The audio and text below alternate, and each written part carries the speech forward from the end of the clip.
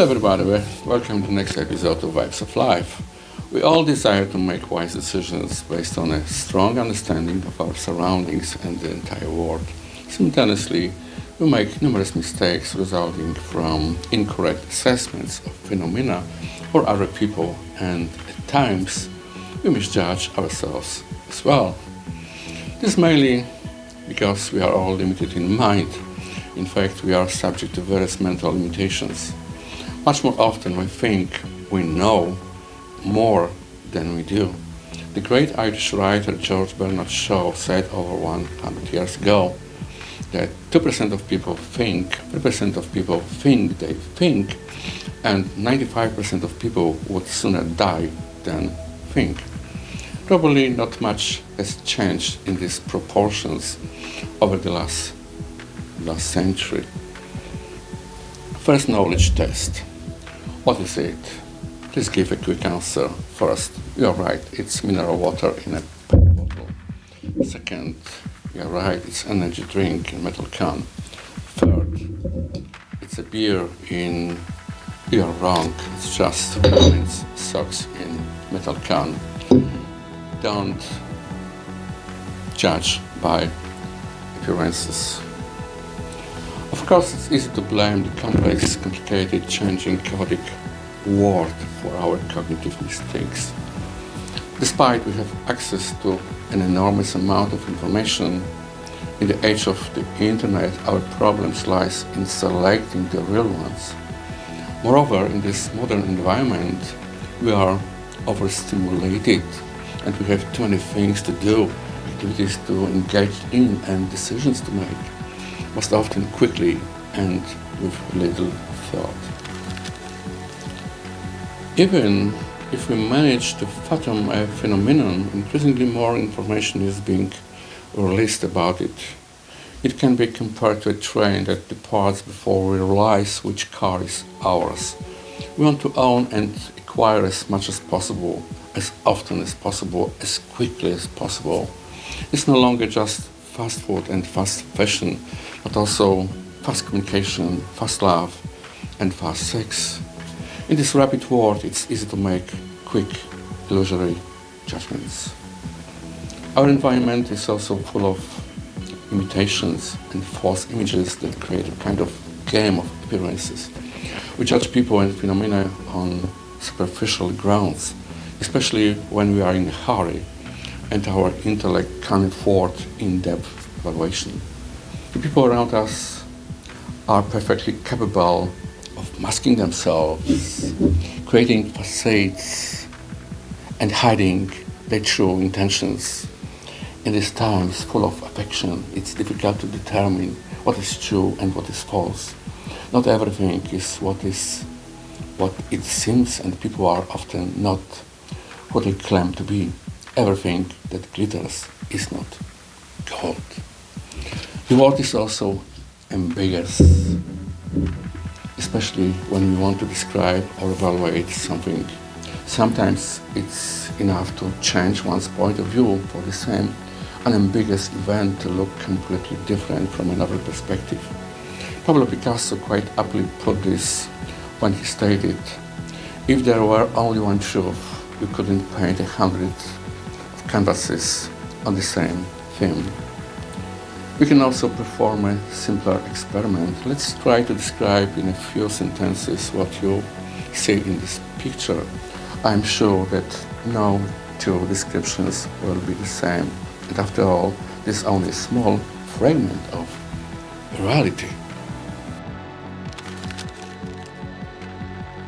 However, the biggest reason for the illusion of knowledge about the world lies within us. Due to our mental limitations, we are unable to answer such key questions as where is the beginning and the end of the universe in the spatial sense? What is the end of the world in a temporal sense? And what will happen after that end? Emptiness, but emptiness is also a space that will continue. What will happen to the billions of planets? This is way to imagine some kind of world. It's because this is the human idea of some kind of end. But the wall must also be made of something, and what will behind that wall? Moving on to our human ground, what happens after our death? Emptiness or a transcendental passage to some other world, in another dimension, or we are in some artificial creation, a matrix, and it only seems to us that this here and now is the whole real world. As we can see, these are questions to which we are unable to find answers. The greatest cognitive handicap, however, comes from perceiving our surroundings through the prism of our human senses, primarily by sight, that is, by what we see. Our senses are far from perfect, and in this respect, we cannot compare ourselves with our lesser brethren. In terms of sight, we are far below eagle for hearing a bat, for smell a dog, for tasting a cat, and for touch. Often it's just a bad human touch. Even if we add the sixth sense of intuition, we remain inferior to dolphins, which possess a seventh sense, electromagnetic field perception.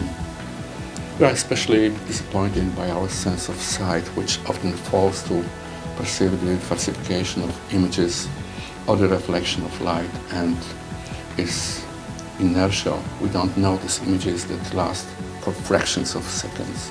As a result, we are subject to optical illusions that create an unreal reflection of reality in our minds.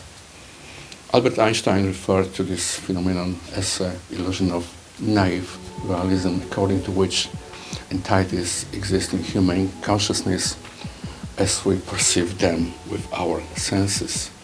If we additionally consider that light, shadow, smell, or sound can be directed and manipulated, we reach the logical conclusions that a superficial creation of our knowledge of the world must be very flawed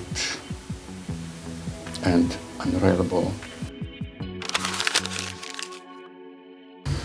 Therefore, it's scary to think how falsified our knowledge of the world is when such skewed images are processed by the limited human mind.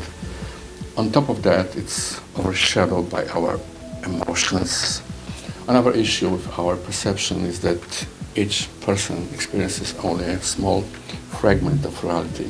Logic indicates that assessments made based on superficial observations of these random fragments must be very unreliable.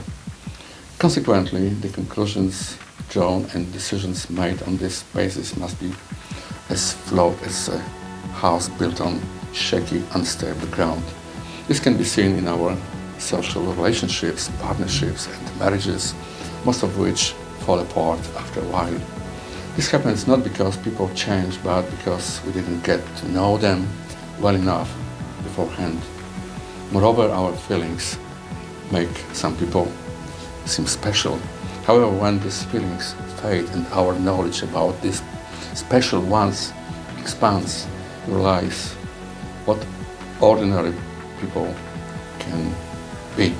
In addition, we fall prey to the games being played, to manipulation and influence, donning all sorts of masks. Most often, these masks are about to create a positive, polite image, adorned with exposed smile, in anticipation of reaction, of acceptance and openness, preferably openness of the heart and openness of the wallets. Due to the fragmentary nature of our own observations and experiences, we are inclined to draw broader knowledge of our world from external sources. These are primarily the media, particularly online. However, it's high time to get rid of naive trust in the mass media. Most of it is one-sided, adulterated, or at least biased. Someone owns this media, someone creates and selects the information, most often adding their own opinions and assessments, while providing appropriate commentary on top of that. Most of this information is deliberately distorted and one-sided, with a preconceived thesis to which convenient facts are selectively fitted. If you compare, for example, history textbooks in Poland, Russia, and Ukraine, it will become clear that They describe completely different realities, even though this historical reality was, after all, one. They tell entirely different stories, and many of them, especially those of Russian origin, could be categorized as science fiction history. Thus, in addition to facts, there are also opinions. And how do people treat opinions? Well, most don't even distinguish between opinions and facts. Opinions are accepted as credible if we believe that they come from an appropriate and reliable source. This is true when they are conveyed by media of choice, when they are preached by a politician we trust, or by celebrity who is someone's idol. So this is another limitation of our understanding of the world. After all, people are not perfect, and the media create images according to the vision or political line of their owners. In turn, the commercial world, through its numerous promotions and advertisements, creates a total illusion of the value of its products and services and the benefits to us as consumers. As a result, people are most often unable to make sound, logical decisions, purchasing decisions. This goes some way to explain why there are so many mistakes, failures, disappointments, human worries, problems, and even tragedies in this world.